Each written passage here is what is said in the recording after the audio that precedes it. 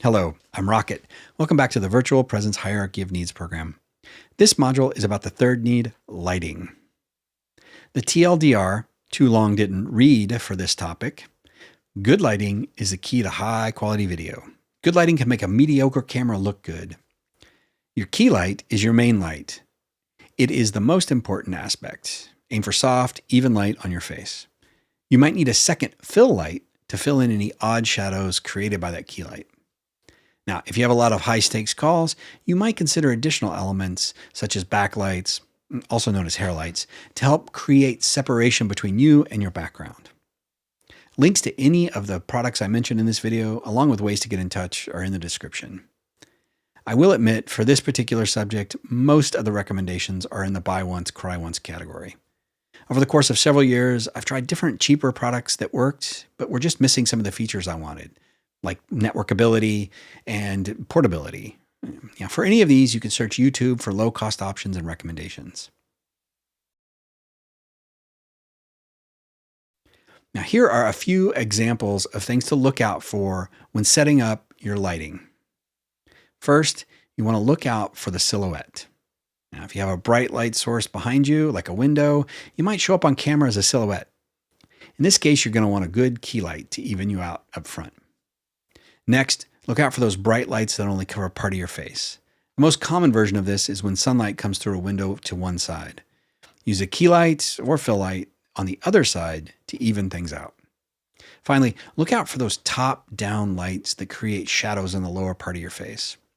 These are usually caused when lighting sources from the ceiling are aiming down on you. You'll use a key light or fill light to even things out.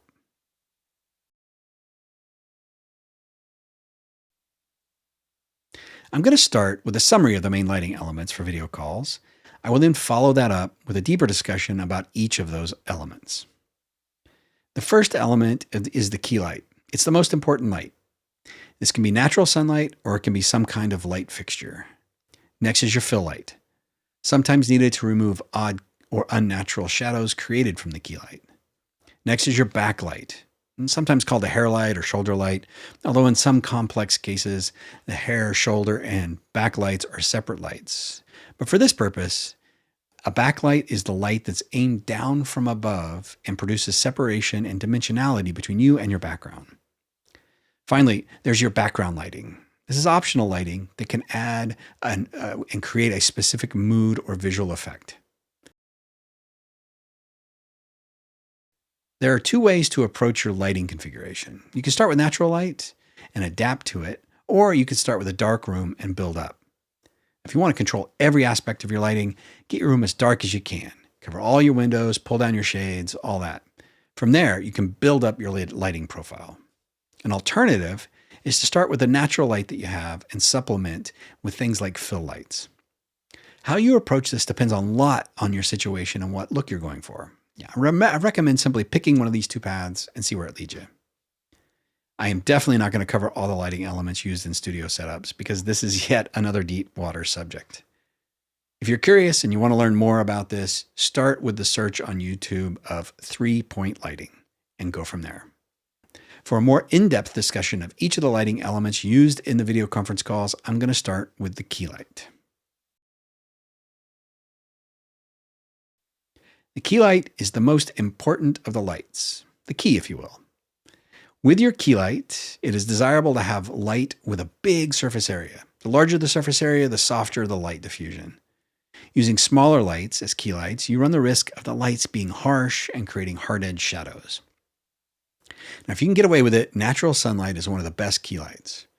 There are some considerations when dealing with sunlight. One is what happens when the sun moves across the sky during the day, or as it shifts during the year. Another is what to do when it's cloudy or it's even dark outside. Now, to account for these situations, you may want to include a key light in your setup, even if you have good natural sunlight. One of the key lights I can recommend is the Elgato key light. Now, it's remote controllable over Wi-Fi. The included stand is high quality and can be extended to be very tall, which is good if you have glasses. The color temperature is adjustable and it's just big enough that it produces a soft light, so you don't need to get a softbox. Okay, softboxes. Now we're starting to get into some of those deep waters. I think this one's worth a quick review. A softbox is used to soften and diffuse light. Now, depending on the light you have, it's either a rectangular box or a circle dome. It has translucent front panel along with a reflective interior. The front panel diffuses the light, spreading it out evenly and eliminating harsh shadows. The reflective interior helps to further soften that light and then increase the overall output. Now, soft boxes are used to create a more natural looking light and that's less harsh and more pleasing to the eye. Now, there's also many softbox attachments, things like grids and barn doors and egg crates. Most of these help either focus the lights or stop light from spilling out on the sides. Now, at this point, I'm going to step back from this deep waters. And this is one of those where if you want to know more, reach out or do some YouTube searches. Now, earlier I mentioned that the Elgato key light has a nice tall stand. Here's a pro tip. If you wear glasses especially, raise the lights to 45 degrees above you. This will prevent the light from reflecting off your glasses into the camera.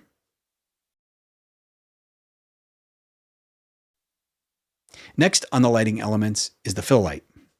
The fill light is a light used to fill in shadows and even out the light that's sometimes created by the key light. My recommendation is if you need a fill light and you have the space, look at the Elgato Key Light Air or the Key Light Mini. These are around $100 US and have the same network-based controls as the standard Elgato key light. One difference between the two, aside from size and brightness, is how they're mounted. The Air comes with a stand and the Mini doesn't. So if you go with the Mini, you're going to need some separate mounting arm. Now, if you don't have the space, then look at something like the Nanlite Pavotube 6C2. The Nanlite Pavotube series comes in a bunch of different sizes. They're tubular shaped, and the 6C is great if you're working with a small space because it's only 6 inches tall and it attaches to most standard mounting arms. This is a super versatile light that can change color temperature and color hue. It runs on batteries and it has USB-C power as well. They're portable so they can travel. They run around for $140 US. Now, if you also need a remote control for your Nanlite, there's a separate remote control available for around $15 US. On the next topic of lighting elements is the backlight, also known as hair lights or shoulder lights. These lights help create separation between you and your background. It does this by adding contrast to your head and shoulders. The light is usually mounted above you, pointing down. Now, one idea for a backlight is to use either the Elgato Key Light Mini or the Nanlite Pavotube 6C2. As I mentioned earlier, both are small enough and can be mounted on standard light stands or mounting arms. I've mentioned light stands and mounting arms a couple of times, so let's talk about ways you can mount these lights. When you need to mount lights, as well as other things, for example, if you need a backlight that's getting above you, aiming down, you're going to need some kind of stand or mounting arm. There are several alternatives to this. Now, you can use a purpose-built standalone light stand. You can get a table clamp and stand that attaches to your desk. You can go with a C stand, also known as a Century stand, or you can get an adjustable pole, sometimes called a Vari-pole. When it comes to purpose-built light stands, they're relatively inexpensive, and because of that, they're a great place to start, just to make sure the setup works. Now, if you're in a super small place, these might be a challenge because the legs tend to spread out. You can get a 2-pack of these light stands on Amazon for under $40 US. The table clamp and stand work when you don't have the space for stands behind you. I found that stands that can extend to around 44 inches tall or 110 centimeters are high enough to keep light from reflecting back into the camera off glasses, and they aren't so harsh on the eyes. The newer desktop light stand is a good option. It starts at 21 inches tall and can extend to 44 inches tall, and you can find these for around $25 US. Now, a C stand, also known as a Century stand, is super versatile. If you see pictures of movie sets, you've probably seen C stands. These extend fairly high and have loads of attachment options. Now, one of the options, usually it's included, is a crossbar arm that attaches to the top and extends out from the stand. The C stand base has an adjustable footprint, and so it might fit in small space setups. In some cases, you're going to need sandbags to weigh down the base so it doesn't fall. To get a sense of how C stands are set up, used, and the related safety tips, search C stand on YouTube. You can get a C stand with some of the common accessories for around $150 US. Now, another option for mounting things is to use an adjustable pole that spans between two surfaces, like your floor and your ceiling. Now, these are adjustable. These adjustable poles go by a lot of different names. Vari-pole, auto-pole, third-hand support systems. For this, I'm going to use Vari-pole. The Vari-pole has a small footprint, so it's definitely worth considering in smaller spaces. These come in different sizes and formats. There are floor-to-ceiling ones, desk-to-ceiling ones, and some are long enough to go wall-to-wall. A quick safety tip when using Vari-pole between two walls, put something between the pole and the wall on each end, like a piece of 6-inch by 6-inch plywood. This helps distribute the pressure. Otherwise, you run the risk of punching a hole in your wall. With C-stands and Vari-poles, you're going to need a way to mount the lights using a clamp with a mounting arm. Welcome to the world of grips.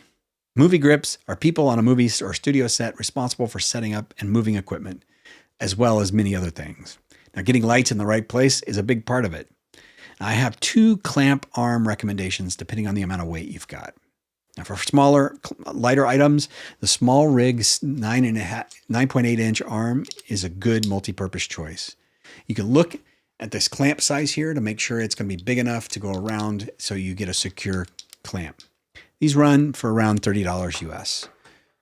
For larger items, I recommend the Manfrotto Variable Friction Magic Arm.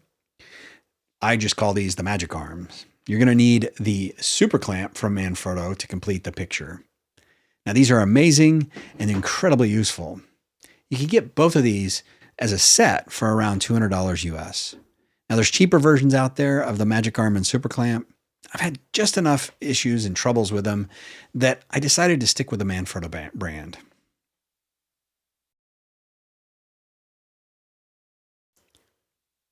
Returning to the video called Lighting Elements, the final lighting element is your background light. If you like subtle colors and you want to create a specific mood for your background, you don't need anything large. While this light is optional, it can make a nice, memorable effect. And one of the best lights I've found for this is that Nanlite Pavotube 6C2 that I mentioned earlier.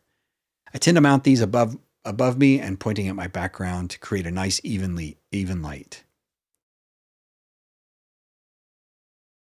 Let's have a quick aside about color temperature and white balance. In a video camera, the white balance setting adjusts the color temperature of the camera to match the color temperature of the lighting in the room. This helps accurately represent colors in your video. Generally speaking, the lower color temperatures show up as yellow or orange, and the higher color temperatures tend to show up as blue. Now, our recommendation is to set your camera white balance and the white balance of the lights, if they're adjustable, to the same temperature. Now, 5600 degrees is a great place to start. Now, if you want to get a deeper understanding of color temperature and white balance, search YouTube for White Balance Explained. Tons of videos out there ranging from simple to very complex. As I wrap up this module, I want to iterate lighting as one of the most crucial aspects of good video. With lighting, you can create a sense of depth, dimension, and texture. You can also create a particular mood. Good lighting is key to having a good video presence. If you really want a knowledge boost when it comes to lighting, I recommend checking out Office Hours Global. Just point your browser to officehours.global and get started. With Office Hours Global, you can ask questions every day of a very experienced panel that has deep knowledge in audio, video, lighting, virtual reality, event production, computer modeling, and more. And this is just one in a series of Virtual Presence Hierarchy of Needs videos. Be sure to review the remaining videos to get the full picture. And with that, I'm Rocket. Let's get on to the next video.